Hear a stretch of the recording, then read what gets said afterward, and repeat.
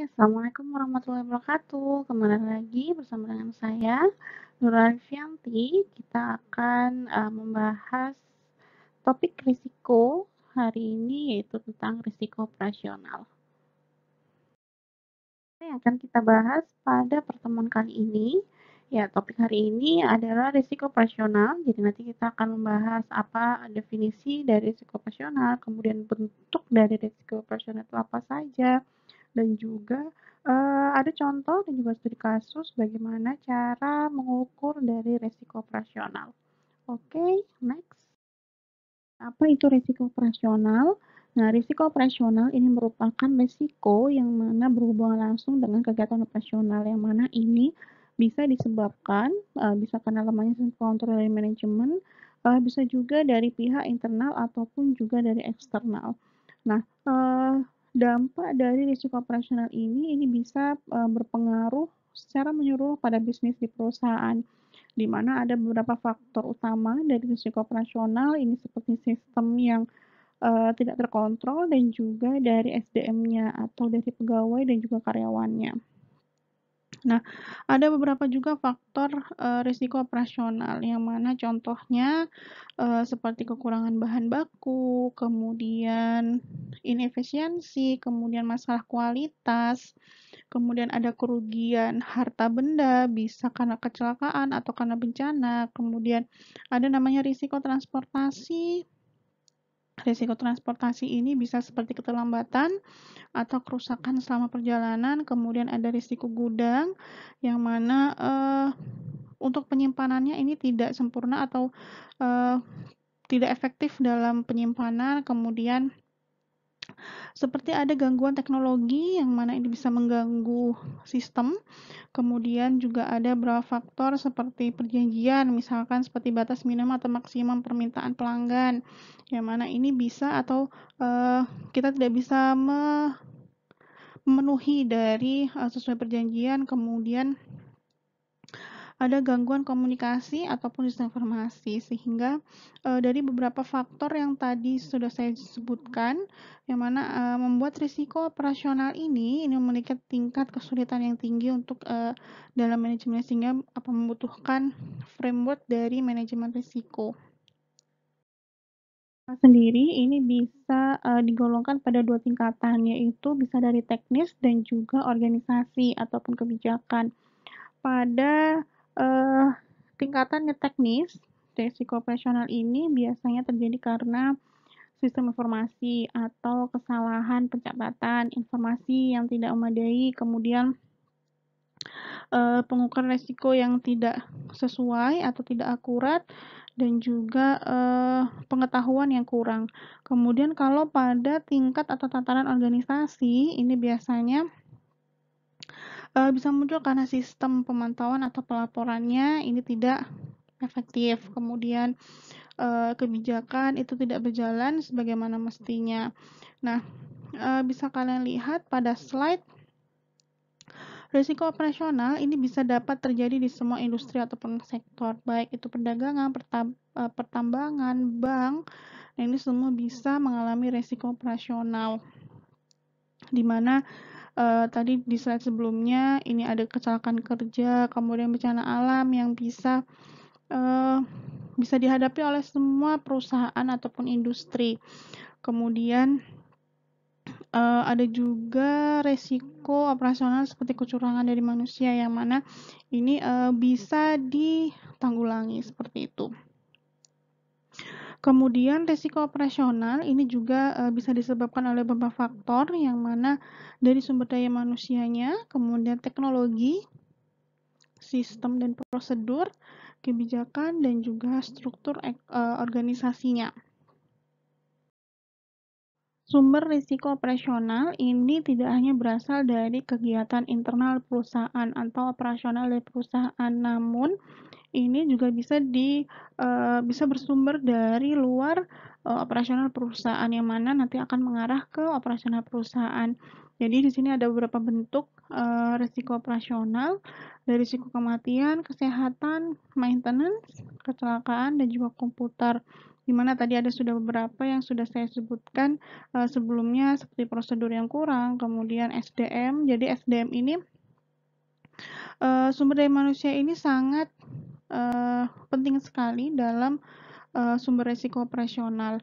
Jadi sumber daya manusia yang tidak kompeten ini akan sangat mempengaruhi.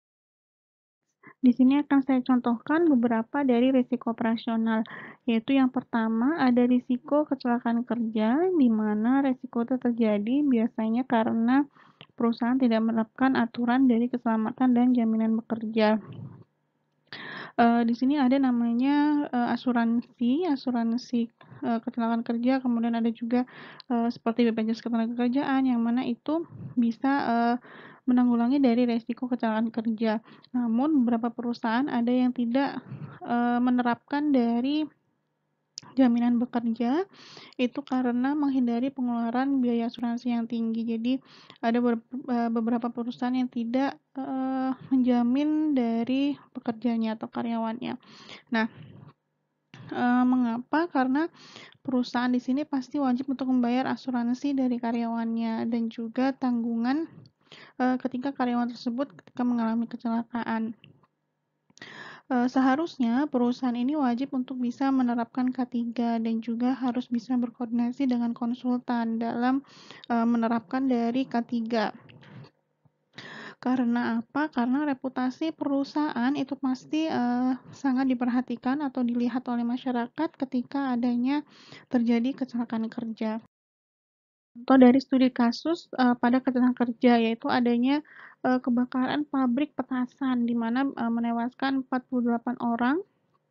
Jadi ini sekitar tahun 2019, kalau kalian pernah lihat berita ini. Jadi ada beberapa pelanggaran yang dilakukan oleh perusahaan, yang mana pertama SOP dari pekerjaan dari karyawannya ini tidak jelas, kemudian ada beberapa pekerja yang itu di bawah umur, kemudian kalau misalkan kalian lihat telisik lagi beritanya bahwa bangunan dari pabrik ini tidak sesuai, sehingga ada beberapa karyawan yang tidak bisa keluar ketika kebakaran itu terjadi. Kemudian untuk UMR sendiri, perusahaan di sini memberikan upah di bawah UMR. Contoh selanjutnya pada risiko kecelakaan kerja, ada kecelakaan jatuhnya pesawat, yang mana baru-baru ini kemarin juga ada kejadian jatuhnya pesawat, yang mana banyak kejadian kecelakaan pesawat ini disebabkan oleh beberapa adanya ketidaksesuaian dari SOP, sehingga mengakibatkan pesawat ini tidak bisa dikendalikan. Dampaknya ini apa saja? Dampaknya ini bisa dirasakan oleh baik dari perusahaannya dan juga keluarganya, di mana kalau dari perusahaan ya kerugian besar yang harus ditanggung, kemudian reputasi yang turun oleh masyarakat, kemudian kalau dari keluarga ya berarti mereka kehilangan. Nah, ada beberapa evaluasi yang harus dilakukan oleh maskapai penerbangan, yang mana SOP ini harus bisa dilaksanakan dengan baik, dengan benar dan juga tertib. Kemudian untuk pilot harus ada training simulator, yang mana ini harus wajib dilakukan. Kemudian ada report atau laporan penerbangan yang detail dan juga tertib agar semua tercatat. Selanjutnya ada risiko komputer. Jadi risiko ini yang terjadi pada kecanggihan teknologi yang mana itu berubah dengan cepat sekali. Nah, risiko pada bidang komputer ini biasanya terjadi seperti perubahan data yang tidak sesuai, kemudian ada dari SDM-nya, jadi lagi-lagi SDM, jadi seperti staf IT yang sangat berperan, ini tidak mempunyai kompetensi untuk pada bidang komputer. Kemudian ada beberapa sebab kerusakan sistem, ini seperti kesalahan tegangan listrik, kemudian kesalahan dari pemakaian, kemudian ya biasanya ada percikan api, ataupun ada kemudian ada seperti kecurangan atau pencurian, ataupun kerusakan dari hardware atau software-nya. Jadi di sini contohkan saja ketika ada peretasan website dari perusahaan, kemudian yang mana peretasan website itu akan merugikan perusahaan tersebut. Kemudian ada seperti pembobolan ATM. Nah, ini akhirnya merugikan, banknya dan juga merugikan, nasabahnya. Kemudian ada pencurian data pribadi. Jadi, eee, sangat banyak sekali akhir-akhir ini seperti pencurian data pribadi yang ini hanya melalui, pesan, kemudian bisa mengklik dari link yang dikirimkan tersebut, ini bisa, eee, apa, dilak pencurian data ini bisa bisa terjadi. Kemudian, sama seperti kemarin pada awal-awal, penggunaan layanan Zoom yang sangat tinggi, akhirnya banyak sekali data pribadi yang diretas dari layanan Zoom tersebut, yang mana, data pribadi tersebut itu dijual ke, ke ilegal, seperti itu, seperti ke web ilegal yang mana akan dimanfaatkan oleh, pihak-pihak yang tidak bertanggung jawab. Risiko kesehatan di sini saya contohkan, dari Batan, di mana Batan ini merupakan Badan Tenaga Nuklir Nasional, di mana untuk, eee, aspek kesehatan ini sangat diperhatikan sekali, sehingga, bagaimana cara Batan untuk bisa meminimalisir risiko kesehatan, karena kalian tahu sendiri bahwa ini adalah lembaga nuklir di Indonesia. Yang dilakukan Batan yaitu ada perlindungan kesehatan kerja yang mana ini diberikan kepada pekerja bahwa, diinformasikan bahwa, pekerjaannya ini, lingkungan dari kerjanya ini seperti apa. Jadi karena harus bersentuhan dengan teknologi nuklir, seperti itu. Kemudian tugas perusahaannya apa? Ya menciptakan kerja yang aman, kemudian sehat dan juga nyaman untuk pekerjanya, yang mana harus bisa, ya melaksanakan penilaian kesehatan dari pekerja itu harus secara teratur dan juga berkala. Kalau untuk manajemen risiko kesehatannya, untuk Batan sendiri ini bertahap dan juga berkesinambungan, bekerja sama dengan lembaga profesional, baik itu dari kesehatan dan juga keselamatan kerja. Jadi, karena kesehatan masyarakat ini cukup serius ya, jadi harus bisa mempunyai pengetahuan yang cukup untuk bisa bagaimana cara menjaga kesehatan. Kalau untuk Batan sendiri karena, melibatkan pengoperasian baik itu fasilitas ataupun instalasi nuklir atau radiasinya, sehingga harus bisa memenuhi standar kesehatan pegawainya karena ada beberapa penyakit yang berpotensi di lingkungan Batan, yaitu seperti ya gangguan pernafasan, kemudian ada keracunan, dan juga seperti pendengaran karena adanya bising yang terlalu tinggi. Ada banyak sekali dalam metode pengukuran dari risiko operasional. Salah satu pendekatan untuk mengukur risiko operasional ini dengan mempertimbangkan banyaknya kejadian dan dampak potensial dari setiap kejadian tersebut. Jadi seperti pendekatan frekuensi. Jadi ini bisa dilakukan untuk mengukur risiko operasional.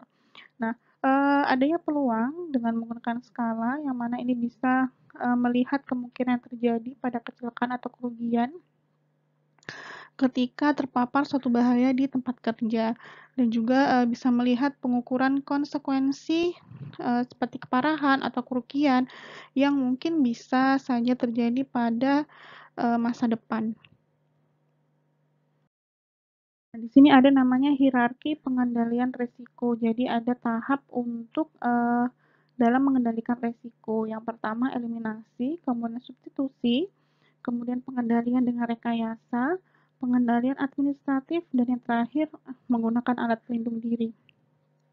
Nah, eee, pada tahap pertama di sini menggunakan, metode eliminasi di mana menghilangkan terhadap potensi bahaya. Setelah, metode eliminasi ini tidak bisa, maka, mengarah ke metode selanjutnya yaitu atau substitusi. Substitusi ini mencakup penggantian bahan yang berpotensi menimbulkan bahaya dengan bahan yang tidak berbahaya. Jadi menggunakan bahan lain atau menggunakan, sarana yang lain untuk bisa meminimalisir resiko, yang mana bahan atau, sarana tersebut ini bisa menggantikan. Kemudian ada tahap selanjutnya, pengendalian dengan rekayasa. Kalau pengendalian dengan rekayasa ini biasanya contohnya itu seperti pemasangan sistem ventilasi yang cukup, seperti, tadi di lembaga Batan, Ini, bagaimana caranya untuk bisa mengendalikan dengan rekayasa.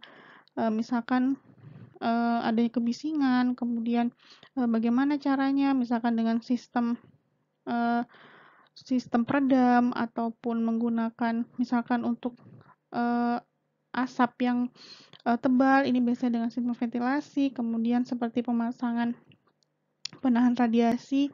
Nah, ini bisa, dilakukan pada, tahap yang pengendalian dengan rekayasa. Kemudian selanjutnya ada pengendalian administratif. Jadi kalau administratif ini biasanya contohnya itu adalah melaksanakan shift kerja seperti rotasi ataupun mutasi personel, yang mana ini bisa dilakukan di perusahaan. Dan juga ada, contohnya lagi seperti prosedur kerja keselamatan. Kemudian ada pemasangan simbol atau tanda-tanda bahaya termasuk tanda radiasi, yang mana ini bisa memberikan informasi kepada orang-orang yang bekerja di, tempat tersebut. Kemudian yang, tahap terakhir itu penggunaan alat pelindung diri, di mana, jika memang tidak bisa pada tahap sebelumnya dan itu tidak bisa diatasi ataupun tidak bisa dieliminasi. Nah, alat pelindung diri ini bisa mencakup untuk bisa melindungi dari karyawannya atau pekerjanya. Jadi seperti kalau misalkan, ada suara kebisingan sangat tinggi, berarti menggunakan penutup telinga, kemudian ada safety goggles atau, kacamata pengaman, kemudian menggunakan sarung tangan. Nah, itu termasuk pada alat, pelindung diri. Juga ada, metode ABC, di mana metode ABC ini digunakan untuk mengklasifikasikan risiko operasional, yang mana bisa klasifikasikan menjadi 3 kelas, jadi kelas A, B, dan juga C. Di sini diklasifikasikan untuk kelas A ini biasanya mempresentasikan 70-80% dari biaya ganti rugi dengan frekuensi kejadian sebesar 15% dari total kejadian risiko. Kalau kelas B ini, merepresentasikan 15-20% dari biaya ganti rugi, di mana, frekuensinya ini sekitar 30%. Kalau untuk yang kelas C, di sini merepresentasikan 5% dari biaya ganti rugi dengan frekuensi kejadian sebesar 55% dari total kejadian risiko. Jadi, metode ABC ini biasanya untuk melihat kebijakan-kebijakan pengendalian risiko operasional yang mana memfokuskan pada frekuensi risiko yang terjadi. Di sini, bisa kalian lihat pada tabel, di sini ada contoh. Jadi ada risiko kehilangan, kemudian, ada frekuensi kejadiannya itu berapa kali, kemudian frekuensi ganti rugi sebanyak 10 kali, kemudian total ganti ruginya berapa. Nah, ini bisa dilihat dari persentasenya. Dari risiko kehilangan, keterlambatan, salah menyalurkan, kemudian kerusakan, dan juga belum menerima. Nah, dari persentase perhitungan dari frekuensi kejadian, kemudian total ganti ruginya, ini akan mendapatkan persentase, di mana akan bisa mendapatkan kelas, itu termasuk kelas A, B, atau C. Dan ada juga metode AHP. Jadi ini seperti kalian juga sudah sering dengar, analytical hierarchy process, di mana ini digunakan untuk, mendapatkan strategi ataupun solusi, di mana digunakan untuk menyelesaikan persoalan dalam suatu kerangka pemikiran, misalkan, bagaimana cara mendapatkan strategi ataupun solusi. Nah, ini biasanya ada, menggunakan metode AHP, di mana metode AHP ini ada beberapa hierarki. Ini bisa dilihat dari gambar, yaitu fokus utamanya apa, kemudian dibagi menjadi kriteria-kriteria, kemudian, akan didapatkan alternatif-alternatif di mana yang itu didapatkan dari pakar-pakar yang, sesuai dengan fokus utama. Di sini saya contohkan lagi, pada lembaga Batan, di mana, bagaimana cara melakukan penilaian risiko operasional di Batan. Nah, di sini ada beberapa tabel, bisa kalian lihat. Pada tabel pertama ini adalah untuk mengidentifikasi dari risiko. Jadi sama seperti materi saya yang ketiga, jadi bagaimana cara mengidentifikasi resiko kalau untuk di Batan ini ada beberapa parameter yang harus diperhatikan dan juga bagaimana cara mendapatkan informasinya ini ada di tabel sebelahnya. Contohnya, jadi sini seperti tempat pekerjaan yang dilakukan, berarti untuk mendapatkan informasinya ini berarti dari denah lokasi, kemudian peralatan dan bahan yang digunakan, berarti harus melihat dari daftar alat dan bahan yang digunakan. Kemudian urutan pekerjaan, berarti dilihat dari SOP itu seperti apa di perusahaan tersebut. Kemudian setelah mengidentifikasi bahaya terhadap di lembaga Batan ini, kemudian lanjut ke skala peluang terjadinya risiko. Jadi di sini terbagi dua, ada dua sifat, yaitu sifatnya itu rutin dan juga non rutin. Dimana kalau rutin ini biasanya sering terjadi. Kemudian ada beberapa skala pada peluang terjadi risiko. Jadi ada skala 1 hingga 5. Kalau rutin ini secara teori bisa terjadi, cuman belum pernah terjadi. Kemudian di skala 2 ini pernah terjadi dengan batasan 1 kali pada waktu yang tidak diketahui. Kemudian untuk skala 3 ini pernah terjadi dalam waktu 5 tahun terakhir. Kemudian skala 4 ini lebih pendek lagi dalam 3 tahun terakhir. Kemudian yang kelima ini biasanya lebih pendek lagi waktunya, yaitu 1 tahun terakhir ini pernah terjadi. Sama halnya juga dengan sifatnya yang non rutin. Kemudian setelah adanya skala peluang terjadinya risiko, akhirnya langsung merujuk pada penentuan skala konsekuensi, di mana ada beberapa dampak dari keselamatan kesehatan kerja. Untuk skala pertama di sini adanya tindakan P3, jadi tindakan perawatan terlebih dahulu. Kemudian ada skala 2, ini untuk perawatannya harus perawatan medis.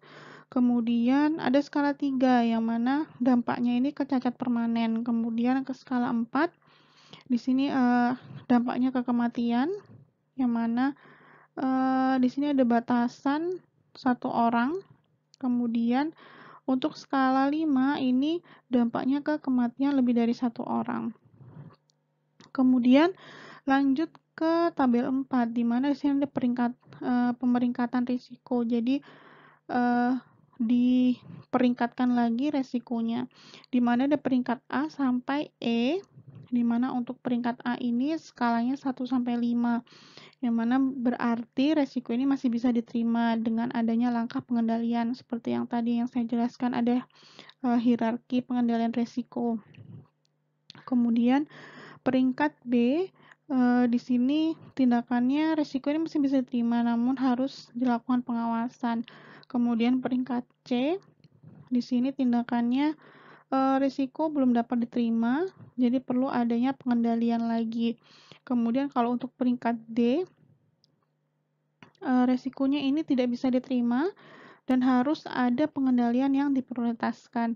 Kalau untuk peringkat E ini adalah peringkat paling tidak bisa diterima, jadi harus dilakukan pengendalian dengan segera. Next, di sini ada contoh studi kasus lagi, di mana di sini untuk topik dari studi kasus ini adalah manajemen risiko dari rantai pasok gula rafinasi, di mana kalian tahu sendiri gula rafinasi ini biasanya menjadi bahan baku utama untuk industri makanan, minuman, dan juga farmasi. Nah, bisa kalian lihat pada rantai pasok dari gula rafinasi sendiri, di mana di sini ada aliran rantai pasoknya, kemudian ada produk, layanan, informasi, dan juga sumber biaya hingga ke kepuasan pelanggan dan juga persaingan dan juga keuntungan. Di mana kalau untuk aliran rantai pasoknya, di mana ada pemasok, kemudian pelanggan dan juga konsumen. Nah, ada beberapa resiko yang terjadi dalam rantai pasok gula rafinasi. Jadi seperti kehilangan isi, di mana timbangan produk itu berkurang, kemudian adanya kontaminasi pada kemasan, kemudian adanya hasil produksi yang turun karena ada terganggunya pasokan listrik, kemudian ada juga bencana alam dan juga beberapa resiko yang lainnya, yang mana itu menyebabkan adanya gangguan pasokan sampai ke konsumen akhir sehingga merugikan konsumen. Nah, di sini ada beberapa sumber resiko dan juga untuk accurate-nya itu seperti apa. Nah, di sini ada beberapa sumber resiko dari rantai pasok gula rafinasi. Contohnya saja, adanya peningkatan permintaan yang signifikan. Nah, akhirnya ini karena apa? Karena kesalahan besar dari peramalan. Kemudian adanya gangguan transportasi. Ini biasanya karena keterlambatan bahan baku dari pemasok. Kemudian kurangnya koordinasi. Ini biasanya dikarenakan ketidaksesuaian antara rantai pasok dengan perencanaan keuangannya. Kemudian ada gangguan pada bahan baku selama perjalanan. Nah, ini biasanya karena perubahan kualitas bahan baku. Jadi ini adalah risiko dari rantai pasok gula rafinasi. Kemudian ada contoh lagi, contoh studi kasus yang mana ini adalah untuk manajemen risiko rantai pasok unggas yang mana terkait dengan penyakit yaitu avian influenza. Untuk studi kasus topik ini itu ada di Kabupaten Bandung, di mana ada beberapa resiko operasional yang terjadi. Jadi ada resiko pada proses internal, kemudian sumber dayanya, kemudian sistem dan juga kejadian di luar perusahaan. Nah, contoh untuk yang proses internal di mana ada beberapa resiko. Contohnya mutu bahan baku tidak sesuai standar. Kemudian tidak dilakukannya vaksinasi terhadap flu burung. Kemudian juga ada jumlah produksi itu tidak sesuai target. Itu contoh beberapa resiko operasional pada proses internal. Kemudian pada resiko operasional yang SDM. Jadi ini berkenaan dengan kompetensi. Jadi biasanya ada beberapa peternak yang kurang memahami bagaimana cara beternak yang benar seperti itu. Jadi untuk human error-nya ini sangat tinggi. Kemudian untuk yang sistem. Jadi kalau sistem ini biasanya seperti sistem penentuan harga ayam, kemudian sistem informasi beternak ayam yang masih terbatas, kemudian penerapan teknologi itu yang tidak sesuai standar, itu termasuk pada resiko operasional pada sistem. Kalau untuk resiko operasional yang kejadian di luar perusahaan, ini contohnya seperti ya musim kemarau atau musim hujan yang sudah mulai tidak menentu, kemudian bencana alam, kemudian seperti adanya kejadian penyakit ini seperti avian influenza ini. Nah, ini termasuk pada resiko operasional yang kejadian di luar perusahaan. Ada beberapa upaya mitigasi yang dilakukan oleh baik itu pemerintah ataupun peternak, di mana untuk pada faktor yang internal, untuk yang risiko, contohnya risiko kelangkaan bahan baku. Nah, upaya mitigasinya itu apa? Biasanya dengan mengadakan perjanjian dengan perusahaan penyedia DOC untuk bisa mengatur target penyediaan DOC itu setiap masa produksinya itu sesuai dengan target seperti itu. Kemudian resiko waktu panen ayam yang tidak tepat waktu, ini biasanya dilakukan mitigasi apa? Biasanya menyusun ada penyusunan target umur ayam yang akan dipanen. Jadi ada planningnya. Jadi untuk penentuan target umur ayam ini bukan hanya target berat badan, namun juga waktu panen ayamnya itu mempunyai siklus produksi yang sama dan juga tepat waktu. Kalau untuk upaya mitigasi dari yang risiko SDM, jadi contohnya misalkan dari pengetahuan peternaknya ini bisa dilakukan apa? Berarti dilakukan penyuluhan, sosialisasi, pemberian pengetahuan kepada peternak untuk bisa meningkatkan keterampilan, pengetahuan yang mana ini bisa diaplikasikan pada peternakannya.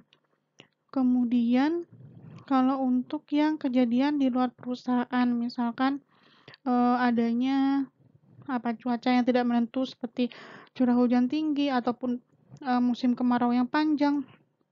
Ini biasanya dilakukan dengan apa? Mengurangi stres pada ayam biasanya ada beberapa model kandang yang itu bisa mengurangi stres dari ayamnya, kemudian ada pengatur suhu, kemudian ada beberapa multivitamin yang ini bisa digunakan, bisa diterapkan pada peternakannya seperti itu. Kemudian ini adalah studi kasus yang terakhir. Jadi ini studi kasusnya pada PT Pos Indonesia, di mana resiko operasional pada pendistribusian surat dan juga paket. Nah, bisa kalian lihat sendiri, di sini ada hierarki strategi alternatif, berarti ini menggunakan AHP, di mana ingin mendapatkan alternatif solusi yang bisa diterapkan oleh perusahaan. Di mana yang pertama, fokus utamanya itu apa? Fokus utamanya adalah pengendalian risiko operasional. Kemudian kriterianya atau risikonya ini adalah kehilangan, keterlambatan, kerusakan, salah penyaluran, kemudian salah persortiran, dan juga ada status pengiriman yang tidak terupdate. Nah, dari kriteria tersebut, ini dikeretakan lagi sehingga mendapatkan beberapa strategi dan juga solusi, yang mana ini didapatkan dari beberapa pakar atau stakeholder yang berperan. Nah, dari beberapa risiko tersebut ini didapatkan strategi yang mana peningkatan kapasitas petugas loket, kemudian perlu meningkatkan layanan sistem informasi, kemudian meningkatkan kapasitas petugas layanan, hingga ke meningkatkan layanan keluhan dan juga ganti rugi pelanggan. Jadi ini adalah contoh dari resiko operasional, kemudian cara pengukurannya, hingga bagaimana cara untuk bisa mendapatkan strategi ataupun solusinya. Ya, jadi sampai di sini materi saya atau penjelasan saya tentang risiko operasional dan juga beberapa studi kasus yang sudah saya contohkan kepada kalian. Kalian sendiri juga sudah mereview artikel, kalian juga bisa mendapatkan berbagai informasi tentang risiko operasional. Oke, terima kasih. Semoga bermanfaat. Wassalamualaikum warahmatullahi wabarakatuh. Sehat selalu.